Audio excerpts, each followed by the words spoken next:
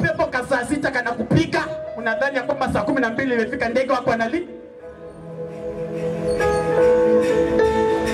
Hawa jamaa kama kwa hapa na unashinda kwa pombe, hii crusade ni yako. Toka kwa hiyo vitu, ambia Mungu nimechoka. Umekunywanga miaka nenda miaka rudi, mwaka wa kwanza, wa pili, wa tatu, wa nne, wa tano, wa sita, kila siku unakunywa, haoni faida. Na hata kuna kitu nakuambia hii kitu inanimaliza. Watu wa afya watakwambia itakupea liver sirio. Ndio hii Biblia inakwambia itakuruma kama nyoka. Inakwambia utaanza kuona vitu mageni. Vitu ambavyo watu hawaoni unaona. Ulevi imeharibu ndoa za watu. Ulevi imeharibu kazi za watu. Ulevi imeharibu mafamilia. Ulevi imeharibu watoto. Unafika nyumbani unasomea mama yako. Kitu nakwambia tu huyu mama unaweza msomea. Unajiona unafika ushaikunywa bangi. Kuna watu hapa maprofessional wajaye washaikula bangi. Ukula bangi wanakupea ugali hivi, unaona ni kama ni tone. Unakagwamo tu mara 3 umemaliza mlima, unaitisha ingine. Vijana wamejaa kwa miadarati, cocaine, sijui bangi, sijui taba, sijui vitu gani, sijui miraa. Toka kwa hiyo vitu. Yesu ndiye anapeana amani. Karibu namaliza. Kesho nitaongelea kitu kingine. Sema. Na moyo wako utatoa yaliyopotoka. Moyo wako unaanza kutoa yaliyopotoka. Nafika tu mahali unaanza kutusi wakubwa wako. Unafika nyumbani unasomea mama. Unafika nyumbani unasahau ya kwamba umeoleka. Na huyo ni bwana yako na ako na nguvu kukuliko. Wakati watu wanalewalewa, mioyo inatoa vitu vilivyopotoka. Kwa sababu inasema out of the abundance of the heart the mouth speaketh. Ukiona mtu anaanza kuongea bila mwelekeo, amekunywa kitu. Ndio maana Biblia inasema mlewe na Roho Mtakatifu. Kwa sababu mkilewa na Roho Mtakatifu mtakuwa mnaongea vitu vya Mungu bila mwelekeo. Unafika tu mahali unaambia mtu unahitaji kuokoka. Lakini na ukilewa mvinyo, utakuwa unageukia mtu unampea kitu hata anakuangalia na kushangaa kama unatoshana hiyo kitu inatoshana na miaka yako. Ni vizuri kujua ya kwamba Yesu hajatuita tukue slaves wa dhambi. Ametuita tuwekwe huru na tuishi maisha uhuru. Kama uko hapa pole, kama bwanako anakunywanga pombe, kesho mlete kwa crusade. Ambia kuja aombe wokovu. Hiyo vitu inahitaji kutoka. Hii ni point ya kwanza. Amani hailetwi na baa. Amani inaletwa na Yesu. Sawa, malizio mstari. Naam, utakuwa kama alalaye katikati ya bahari. Ati? Naam, utakuwa kama alalaye katikati ya bahari. Aha. Au kama yeye asinziaye juu ya mlingoti.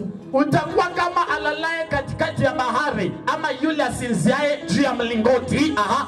Utasema wamenichapa wala sikuumia. Utaanza kuambia wamenichapa na sikuumia. Hakuna mtu alikuchapa, lakini kwa sababu umelewa unaanza kuona vitu yako. Vitu ya pombe ni vitu mbaya sana.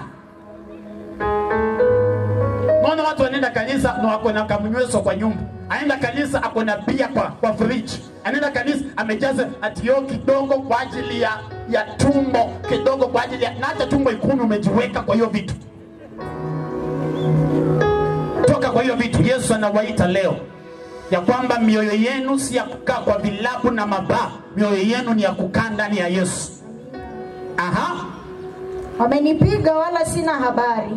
Unapigwa kushauri walevi. Anasumbua kwenye afai kusumbua. Wanampiga na hata hana habari amepigwa. Anaamka asubuhi na anagundua kumbe nimefura kichwa. Kumbe nimefura masikio. Kumbe nimefura sikio. Yesu anataka watu waokolewe na vitu ya pombe. Kama kwa hapo unanisikia hii sauti, na wewe unajua kwamba pombe umekuwa unakaa ndani, vitu ya kulewalewa, miadarati, sigara, banki, unakaa tu unavuta na hata uoni kama haikusaidii.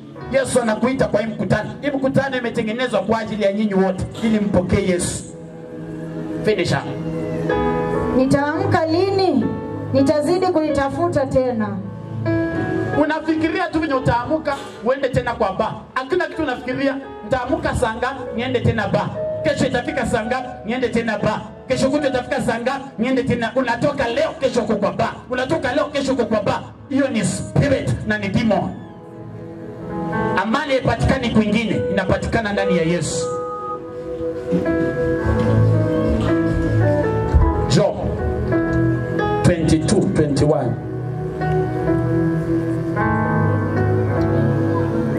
Simama kwa miguu yenu. Nifinisha. Ayubu 22:21. Mjue sana Mungu ili uwe na amani. Mjue sana Mungu ili uwe na amani. Shida yetu ni kwamba tumejua sana vilabu, tumejua sana wachawi, tumejua sana vitu ya dunia kuliko vile tunajua Mungu. Mungu anasema amani inapatikana kwa kumjua yeye. Kumjua Yesu ni kusema kupeana maisha yako kwa Kristo, kuamua kwamba mimi nitamtumikia Bwana, maisha yangu sitatumika kwa vilabu na kwa pombe na kwa chang'aa na kwa bangi, nitapeana maisha yangu kwa Yesu. Anasema mjue sana Mungu ili uwe na amani. Ndivyo mema yatakavyokujia. Mema inakujia watu wenye wametambua kwamba Mungu ndiye mwenye amani. Watu wanatafuta mema kwa vitu vingi. Mtu anaenda anachukua irisi, anaweka kwa duka, anasema labda nitapata amani kwa duka. Anachukua irisi, anapeleka kwa nyumba, anadhani atapata amani kwa hiyo nyumba. Amani ipatikani kwa irisi na badawa. Amani ipatikani kwa uchawi na ushirikina. Amani ipatikani kwa vilabu na mabaa. Amani ipatikani kwa kuoa bibi wengi. Amani ipatikani kwa watu ambao nafikiria atakupea pesa. Amani ipatikani hata kwa gavana. Amani inapatikana ndani ya Yesu. Amina. Anasema mjue sana Mungu, ndivyo utakuwa na amani, alafu mema yatakujia. Sasa unatafuta amani, niko na pressure, na watanga watu wamekufa, na umeenda kwa hiyo vitu tena atindo sahau. Uliwa watu ili waibie motorbike, sijui vitu gani, umeenda kukunywa pombe atusahau. Amani hiyo haipatikani kwa vilabu, inapatikana ndani ya Yesu. Kama unasikia sauti yangu, na hapa, songeni karibu, close. Songa karibu. Amani haipatikani kwingine. Kama umesikia sauti, songea karibu.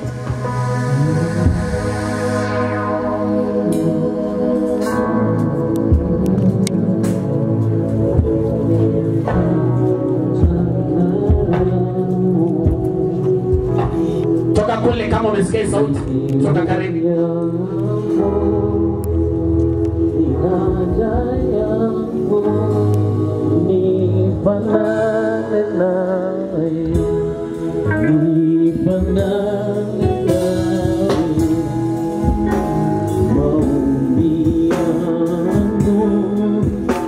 Watu wako pale wamejawa na vitu kwa mawazo, vitu asiendelee. Maisha yako inabaki tukenda kwamba imesimama, hauna amani. Hii mkutano ni ya watu ambao hawana amani. Ndoa yako haina amani, maisha yako haina mwelekeo, haina amani. Wakati wanaimba hivi, chukua nafasi ya amani. Naambia Bwana, nataka kuangalia maisha yangu na unipe mwanzo mpya kwa jina la Yesu.